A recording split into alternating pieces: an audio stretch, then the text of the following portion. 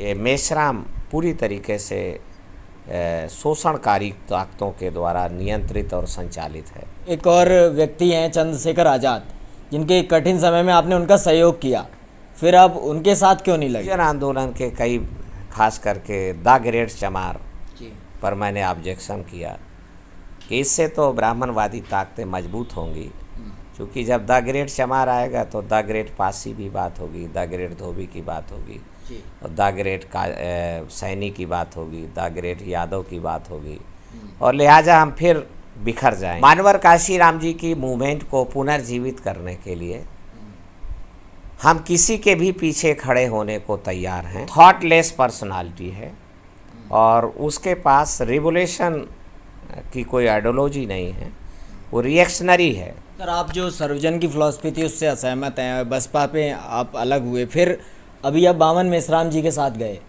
उनके साथ भी आपने काम किया एक छोटे समय तक, तो उनसे अलग होने के क्या कारण थे? मैं 23 दिसंबर 2015 को हमने बामन मेश्राम के द्वारा रची गई बहुजन मुक्ति पार्टी को ज्वाइन किया। राष्ट्रीय महासचिव मुझे बनाया गया वहाँ। पर मैंने अंदर जा कर के देखा, दूर से दिखाई देता था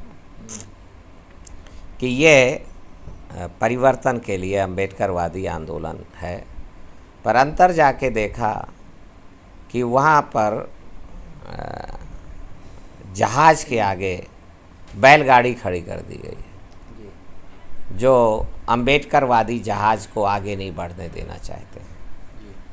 तो इसलिए उनके पास ज्ञान तो है, पर ज्ञान को पैर चाहिए और ऊर्जावान कार्यकर्ता चाहिए, हो जोश और होश से भरा हुआ कार्यकर्ता चाहिए, प्रेम चरित्र से भरा हुआ और करुणा और संवेदनाओं से भरा हुआ कार्यकर्ता चाहिए। इसका नितांत अभाव है। प्रेम विहीन ज्ञान है उनके पास, करुणा विहीन ज्ञान है और संवेदना शून्य ज्ञान है। इससे तोड़े हुए लोगों को जोड़ा नहीं जा सकता है। तोड़े हुए लोगों को जोड़ने के लिए, जातियों में जो तोड़े गए लोग हैं उनको जोड़ने के लिए ज्ञान पर्याप्त नहीं है, जागरूकता चैतन्यता पर्याप्त नहीं है, बल्कि उनके बीच में करुणा, प्रेम, मोहब्बत और संवेदना का गारा चाहिए, और उसके मिलते ही एक आंदोलन उठ खड़ा होता है। और ये उस आंदोलन में नितांत और अभाव है। मुझे तो ये भी नज़र आया कि ये मेश्राम पूरी तरीके से शोषणकारी ताकतों के द्वारा नियंत्रित और संचालित है। तो इसके कारण आप उनसे अलग हुए। एक और व्यक्ति हैं चंद्रशेखर आज़ाद, जिनके कठिन समय में आपने उनका सहयोग किया, फिर आप उनके साथ क्यों नहीं लगे? उसका क्या कारण है? देखिए, मुझे मेरे एक मित्र ने मुझे सूचित किया कि चंद्रशेखर एक जुझारू नौजवान है, पश्चिमी उत्तर प्रदेश में सहारनपुर से बिलोंग करता है, किसी ने उसके साथ कॉन्स्पिरेसी की है और लिहाजा वो मेरठ के मेडिकल कॉलेज में भर्ती है, कोई पॉइजन उसको दे दिया गया है। इसलिए मैं काफ़ी तड़प उठा कि कहीं ऐसा ना हो कि मेरे समाज का एक नौजवान हमारे बीच से चला जाए और हमें पछताने को रह जाए कि हम उसके साथ खड़े नहीं हो सके। तो मैं 13 फरवरी 2018 को पहली बार सहारनपुर जेल में जा कर के चंद्रशेखर से मिला और 5-6 घंटे जो लोग जेल में थे उनके साथ बैठ कर के वार्ता हुई। और बहुजन आंदोलन के कई खास करके द ग्रेट चमार पर मैंने ऑब्जेक्शन किया कि इससे तो ब्राह्मणवादी ताकतें मजबूत होंगी, क्योंकि जब द ग्रेट चमार आएगा तो द ग्रेट पासी भी बात होगी, द ग्रेट धोबी की बात होगी, और द ग्रेट सैनी की बात होगी, द ग्रेट यादव की बात होगी, और लिहाजा हम फिर बिखर जाएंगे और जो शोषणकारी ताकतें हैं वो मजबूत हो जाएंगी, विजेता बन जाएंगी। तो उसने उस पर सहमति जताई कि नहीं, ये हम इस गलती को मानते हैं। और 14 सितंबर 18 को वो जेल से बाहर आया। तो हम उससे मिले और उसको परवरिश देने का भाव था। मानवर काशीराम जी की मूवमेंट को पुनर्जीवित करने के लिए हम किसी के भी पीछे खड़े होने को तैयार हैं जो इस मूवमेंट को पुनर्जीवित करने का भाव और तड़पन जिसके अंदर नज़र आती हो। तो ऐसा चंद्रशेखर ने प्रदर्शित किया तो हम उसकी परवरिश किए, पैसा रुपया लगाया, सिक्योरिटी अपनी काट के उसको सिक्योरिटी दिया। पर जब वो कांग्रेस पार्टी के नज़दीक जाने लगा तो हमने कहा कि एक सांपनाथ है, दूसरा नागनाथ है। हमें ना सांपनाथ के साथ जाना चाहिए ना नागनाथ के साथ, बल्कि हमें स्वयं नेवलानाथ बनने की तैयारी करना चाहिए। तो वो इस बात से सहमत नहीं हुआ और लिहाजा वो कांग्रेस पार्टी के द्वारा फैलाए गए प्रियंका के जाल में फंसता चला गया और लिहाजा हम उससे दूर होते गए। उसने सहारनपुर और कई सीटों पर कांग्रेस पार्टी को समर्थन देने का, कांग्रेस पार्टी के समर्थन में मध्य प्रदेश के भिंड में और ग्वालियर में, सागर में सभाएं लगाने का काम किया।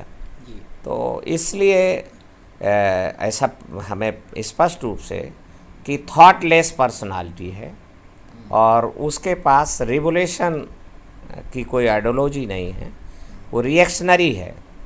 रिएक्शनरी व्यक्ति बेरोज़गार हो जाता है जब कोई एट्रोसिटीज़ नहीं होती है, जब कोई एक्शन नहीं होता है। तो एक्शन आता है तभी रिएक्शनरी को जॉब मिलती है, काम मिलती है।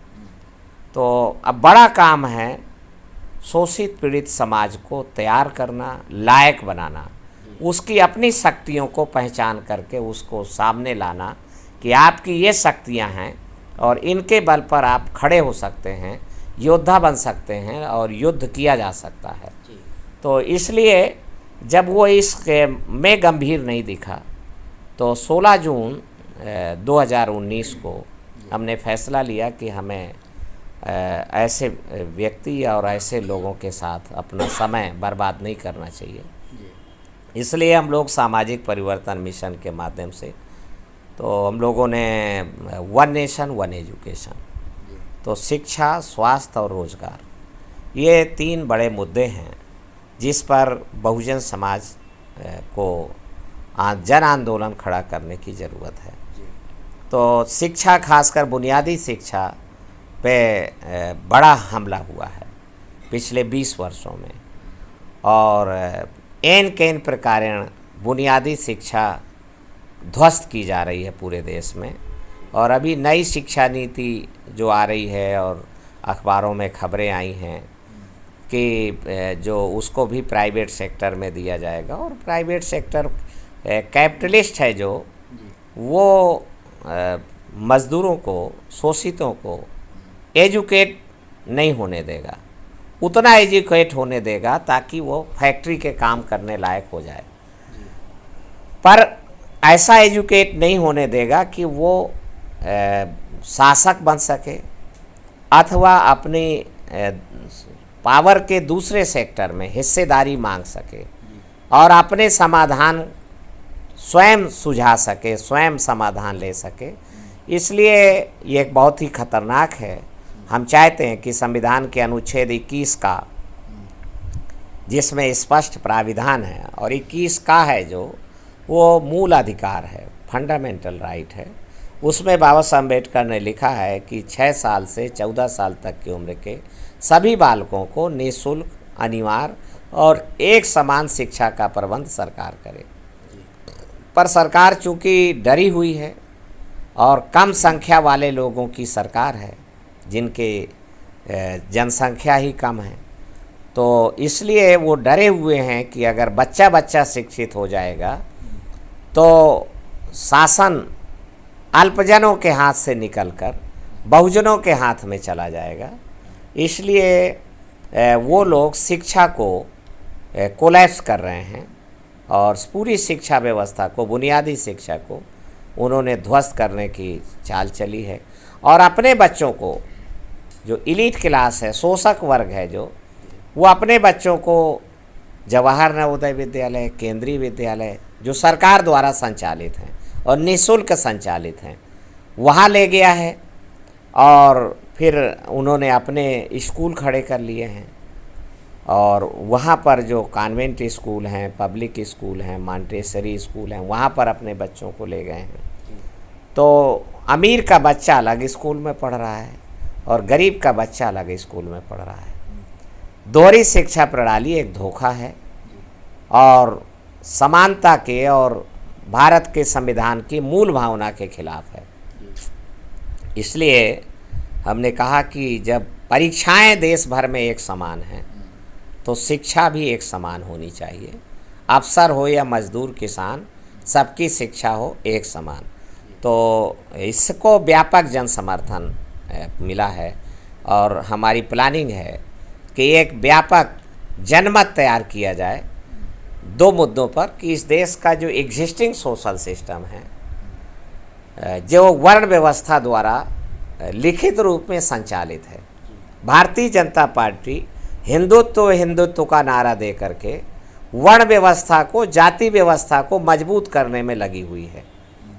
तो इसलिए ये एक खतरनाक साइन है और इसलिए वो उनका हिंदुत्व से कोई वास्ता नहीं है, वर्ण व्यवस्था में उनके प्राण छुपते हैं। तो इसलिए वो जाति व्यवस्था को, जाति व्यवस्था पिछड़े वर्गों के खिलाफ है, अपमानजनक है। और इसलिए पिछड़े वर्ग के लोग जैसे जैसे इस बात को जागेंगे और खुलासा होगा तो भारतीय जनता पार्टी से बहुत दूर भागेंगे। और अगर समाजवादी पार्टी शोषक वर्ग के खिलाफ खुलेआम फॉरवर्ड बनाम बैकवर्ड के एजेंडे पर काम नहीं करती है, और वो निश्चित रूप से काम नहीं करेगी, तो एक नए सशक्त विपक्ष की आवश्यकता है। काशीराम जी के चेले ये नया सशक्त विपक्ष तैयार करने की कोशिश में लगे हुए हैं। मैं पूरे देश में मानवर काशीराम जी के चेलों को आह्वान करता हूँ कि वो एक साथ आएँ, हमारे साथ आएँ, या वो आगे आगे चलें, हम उनके पीछे पीछे चलेंगे और एक सशक्त विपक्ष का निर्माण। सत्ता संघर्ष से आती है, तो संघर्ष किया जाएगा तो बहुजनों के हाथ में पुनः सत्ता जरूर आएगी। आज आरक्षण को प्रभावहीन किया जा रहा है, या महंगाई बढ़ रही है, बेरोजगारी बढ़ रही है, शिक्षा है, स्वास्थ्य है, हजारों मुद्दे हैं जिनकी आप बात कर रहे हैं सामाजिक परिवर्तन मिशन के माध्यम से, लेकिन जो एग्जिस्टिंग विपक्ष है वो इन मुद्दों पर लड़ता नहीं दिखता। तो ऐसा क्यों है? वो लड़ ही नहीं रहे हैं, लड़ने का स्वांग कर रहे हैं जी, दिखावा कर रहे हैं कि नहीं नहीं हम लड़ रहे हैं। एक्चुअल में वो सीबीआई से डरे हुए हैं और उनके जो परिवार के लोग हैं वो जिस तरीके से सीबीआई के शिकंजे में आते हुए नज़र आते हैं, और वो शोषण की व्यवस्था के पार्ट हैं। शोषण की व्यवस्था का पार्ट होने के कारण वो लड़ने में अक्षम हैं, लड़ाई लड़ ही नहीं सकते हैं। तो इसलिए हमें जो पीड़ित वर्ग है, पीड़ित वर्ग से ही जुझारू नेतृत्व निकालना होगा, खोज निकालना होगा। और मुझे पूर्ण विश्वास है कि नौजवानों के बीच से, पिछड़े वर्गों के बीच से नया सशक्त जुझारू नेतृत्व निकल के आएगा। सर, अभी कुछ दिन पहले 2022 के चुनाव के बाद बसपा की राष्ट्रीय कार्यकारिणी घोषणा हुई है। इसमें बहन जी राष्ट्रीय अध्यक्ष हैं, उनके भाई राष्ट्रीय उपाध्यक्ष हैं, उनके भतीजे राष्ट्रीय संयोजक हैं। तो इस पर आपका क्या कहना है? अब मरे हुए के ऊपर क्या बोलना जी। आरएसएस के नियंत्रण में चलने वाली पार्टी का यही हसरोना है।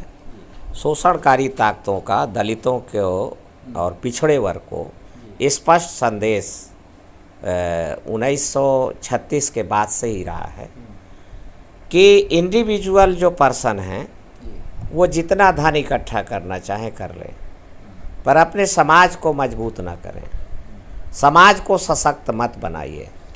तो एक दुराभिसंधि वो बाबू जगजीवन राम, सरदार वल्लभ भाई पटेल से लेकर के और बड़ी लंबी श्रृंखला है, वो सब इस शिकंजे में कसे हुए नज़र आते हैं, मायावती तक।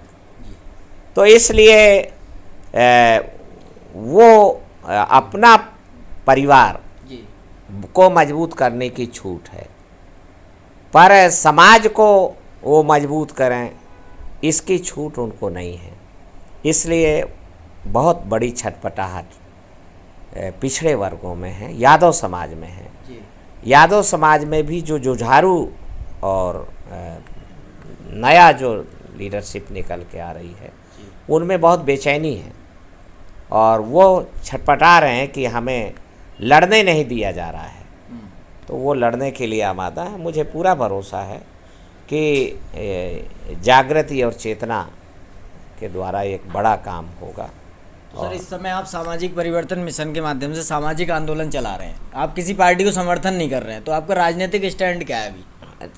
निश्चित रूप से हम गैर राजनीतिक जड़ों को संजोते घूम रहे हैं, गैर राजनीतिक जड़ों को खोजते बीनते घूम रहे हैं और गैर राजनीतिक जड़ों को मजबूत करके उनको संजो करके इस देश में एक बड़ा सशक्त राजनीतिक विपक्ष बनाना हमारा मकसद है। जी, तो इस समय आप 2022 हम इस देश में जितने भी राजनीतिक दल हैं सारे दल यथास्थितिवादी हैं, इंक्लूडिंग बहुजन समाज पार्टी और समाजवादी पार्टी। इसलिए भारतीय जनता पार्टी, कांग्रेस तो घोषित रूप से यथास्थितिवादी हैं, पर यह घोषित रूप से यथास्थितिवादी हैं तो कोई परिवर्तन का दल नहीं है। और भारत का संविधान परिवर्तन की गारंटी देता है, परिवर्तन की अपील करता है। भारत के संविधान का अनुच्छेद 38 में स्पष्ट प्राविधान है कि स्टेट एक सामाजिक व्यवस्था का निर्माण करेगा जो समता, स्वतंत्रता, बंधुत्व और न्याय पर आधारित मूल्य हो उसके। पर पिछले 75 सालों में स्टेट ने किसी प्रकार की सामाजिक व्यवस्था का निर्माण नहीं किया। जो ट्रेडिशन, परंपरागत चली आ रही सामाजिक व्यवस्था थी उसी को स्टेट ने स्वीकार कर लिया है और उसी को आगे बढ़ा रहे हैं। तो इसलिए यथास्थितिवादी हैं वो, जबकि संविधान में स्पष्ट निर्देश है कि परिवर्तन तो इस देश में एक नए परिवर्तनकारी दल और सामाजिक व्यवस्था में परिवर्तनकारी दल की नितांत आवश्यकता है और इस आवश्यकता को मानवर कांशीराम जी के चेले इस कमी को पूरा करेंगे, भरपाई करेंगे। सर, 2024 का लोकसभा चुनाव भी करीब आ गया है, तो 24 में आपका क्या स्टैंड रहने वाला है? हम कोशिश कर रहे हैं कि 24 के चुनाव से पहले एक परिवर्तनकारी दल सामने आ जाए, प्रकट हो और फिर उसको मजबूत बनाया जा सके। तो टाइमली जो उचित होगा उस मौके के। जो बहुजन समाज है जो इस वीडियो को देखेंगे उन्हें क्या मैसेज देना चाहेंगे? मैं फिर कहना चाहूँगा कि मानवर कांशीराम जी के मिशन पूरी तरीके से आज प्रासंगिक है और वो सार्वभौमिक है और आज भी उसकी आवश्यकता है। बहुजन समाज पार्टी के पराभव से, पतन से ये कहीं भी अर्थ नहीं निकाला जाना चाहिए कि कांशीराम वाद और मिशन कांशीराम के दिन लद गए हैं या वो अप्रासंगिक हो गया है। नहीं, उसकी प्रासंगिकता और ज़्यादा मजबूत हुई है। बहन मायावती बहुजन समाज पार्टी जो हारी है वो कांशीराम को और सामाजिक परिवर्तन आंदोलन को छोड़ देने के कारण हारी है। हमें उम्मीद थी कि अखिलेश यादव इसको स्वीकार कर लेंगे और परिवर्तन के लिए वो एक आवाज़ देंगे, सामाजिक बदलाव का आवाज़ देंगे। अगर वो सामाजिक बदलाव का आवाज़ देते, अखिलेश यादव को एक भ्रम है, उसको लगता है कि सामाजिक बदलाव की आवश्यकता सिर्फ चमारों को है। एक बहुत बड़ी गलतफहमी में है।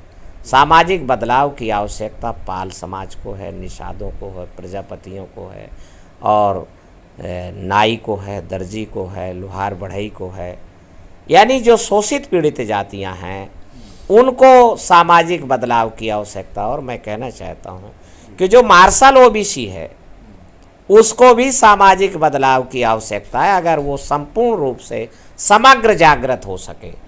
और हम कोशिश में हैं कि उसको भी हम समग्र रूप से जगा सकें, उसके चेतना को स्पंदित कर सकें हम। और निश्चित रूप से जिस तरीके से बहुत अच्छे वक्ता और लोग उस वर्ग से भी सामने आए हैं, तो एक बड़ा बदलाव की आहट है, ये होगा।